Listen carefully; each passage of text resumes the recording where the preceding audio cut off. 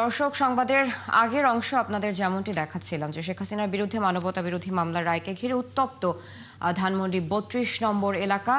সেখানকার পরিস্থিতি সম্পর্কে আমরা আবারও একটু জানবো। যুক্ত হচ্ছেন সেখান থেকে সহকর্মী ডলার মেহেদি।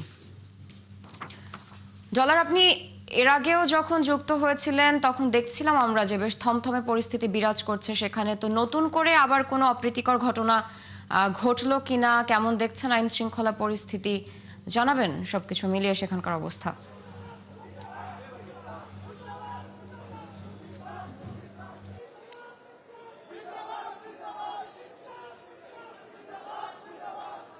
আমি এখন আছি ধানমন্ডির ২৭ নম্বরে। আপনি আমার পেছনে, যদি আমি আপনার পিছনের পরিস্থিতিটা একটু বোঝানোর চেষ্টা করি, এখানে কিন্তু আমরা দেখতে পাচ্ছি যে ছাত্র জনতা এবং সেনাবাহিনীর মধ্যে কথাবার্তা চলছে। ছাত্রকে ঠিক কিছুক্ষণ আগে, অর্থাৎ প্রায় ১৫-২০ মিনিট কিন্তু এখানে একদম ঢিল ছুড়াছুড়ি, সেনাবাহিনীর ছাত্র জনতা ধাওয়া পাল্টা ধাওয়া চলছে।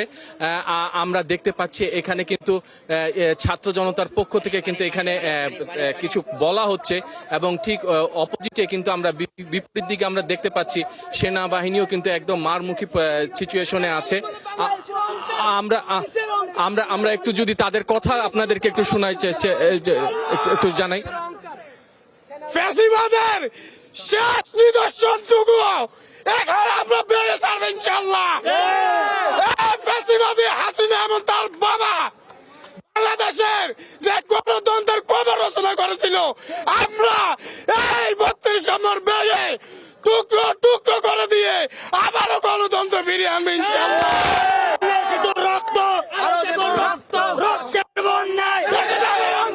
আপনি শুনলেন যে এখানে ছাত্র জনতার পক্ষ থেকে কিন্তু একটাই বার্তা সেই সকাল থেকে এখন পর্যন্ত। তবে সেই বার্তা কিন্তু আমরা দেখেছি যে রায় যখন পলাতক প্রধানমন্ত্রী শেখ হাসিনা এবং পলাতক স্বরাষ্ট্রমন্ত্রী আসাদুজ্জামান খান কামালের ফাঁসির রায় যখন ঘোষণা হলো, তখন থেকে কিন্তু এই ছাত্র জনতা একদম একটাই তাদের লক্ষ্য হয়ে দাঁড়িয়েছে যে ফ্যাসিবাদের যে শেষ নিশানা এই ৩২ নম্বরের শেখ মুজিবুর রহমানের বাড়ি, সেটা কিন্তু তারা গুড়িয়ে দিতে চাচ্ছে। আপনি জানেন এই বাড়িটি কিন্তু এর আগে কয়েক দফায় ভাঙা হয়েছে। তবে এখন তারা তাদের একমাত্র লক্ষ্য যে একদম শেষ যে নিদর্শনটা আছে সেটাও তারা মাটির সাথে মিশিয়ে দিতে চায়।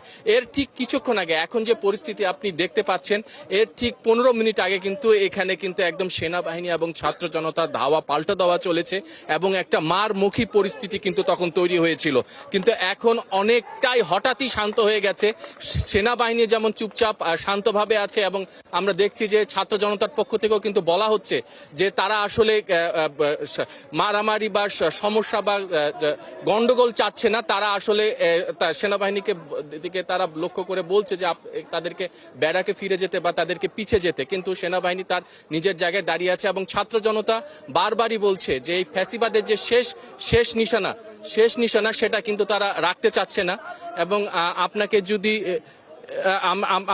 আপনি দেখেন এখানে কিন্তু ছাত্র জনতার বেশ কয়েকটা ছোট ছোট দলে বিভক্ত হয়, বিভিন্ন জায়গায় কিন্তু তারা কথা বলছে এবং আমরা এখন পর্যন্ত দেখছি যে এখন অনেকটাই দুই পক্ষই কিন্তু একটু শান্ত হয়ে আছে, যেটা কিছুক্ষণ আগে খুবই মারমুখী সিচুয়েশনে ছিল বা পরিস্থিতি ছিল।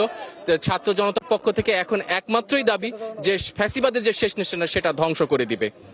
ডলার, ধন্যবাদ যুক্ত হওয়ার জন্য।